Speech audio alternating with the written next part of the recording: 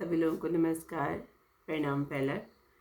आज आगे की रामायण, जिसमें श्री राम जी को जनवासी में ले जाकर के उनके साथ हंसी ठिठोली करती हुई सखियाँ और शादी की रस्म है।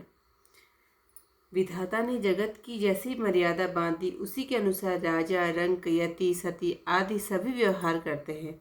अनुचित उचित विचार कर लोग वहाँ वैसा ही भाव रखते हैं। तुम तो अपने सम्मान सब में रस का चाव समझती हो। यह सुनकर भरत जी, लक्ष्मण और शत्रुघ्न सभी ताली बजाकर हंसे और सिद्धि आदि जो राजकुमारियां थी वे भी अत्यंत सुखी हुई। फिर रामचंद्र जी बोले, तुम सब प्रेम की मूर्ति हो।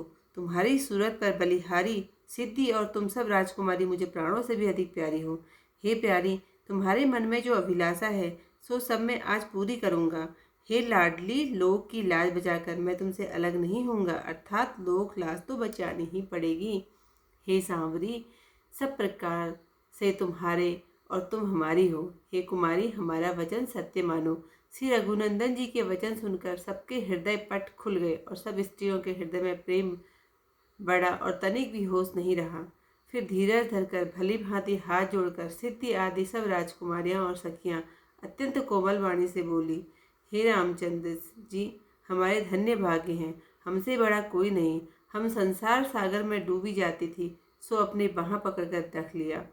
हे प्रिय राम जी, जैसा आपने किया इसका प्रत्युपकार हमसे नहीं हो सकता, क्योंकि चाहे हजारों तारे चमकें परंतु चंद्रमा के समान नहीं हो सकते।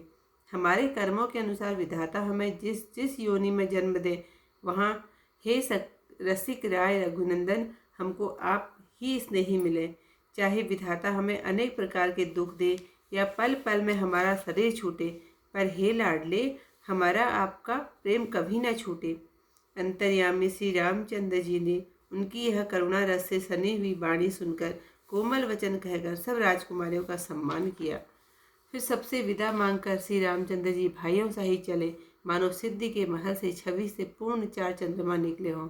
फिर साथ से विदा होकर सब राजकुमार जनवासे आए।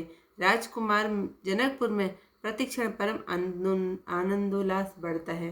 तो आज का अध्याय यहीं पर समाप्त।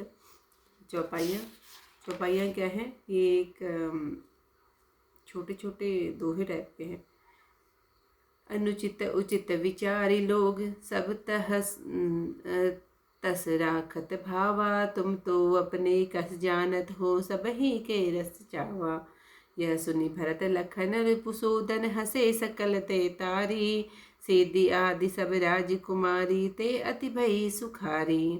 ते तुम सबे प्रेम की मूरत सूरत की बलिहारी, सिद्धि आदि सब राजकुमारी मोहि प्राण हो ते प्यारी। तुम्हारे ही अभिलाषा आज जो सो सब भांति पूजी हो, लोक की लाज बचाए लाडली तुमसे विलग्न होई हो। हम सब भांति तुम्हारे सांवरी, तुम सब भांति हमारी, सत्य सत्य ये सत्य वचन मम मानहु राजकुमारी। रघुनंदन के वचन सुनी खुल गए हृदय की वाण, बढ़ियो प्रेम सब तीयन के तनि कहु नहीं संभार। पुनि धरि धीरज अली भली विधि जोरी पंकर हूँ पानी, सिद्धि आदि सब राजकुमारी बोली अति मृदु बानी। धन्य भाग हमरे रघुनंदन, हम ते बड़ को नाई, पूरत रही जगत सागर में राख लीन गई बाही।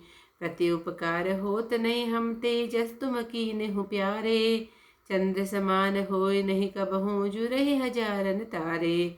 जही जही योनि कर्म बस हमको जन्म विधाता देही, तह रसिक रघुनंदन तुम्हारी मिलहु सनेही। वरु विधि कोटन करे यातना, यातनु क्षण क्षण छूटे, हमरी तुम्हारी लगन लाडले कोनो जन्म न टूटे।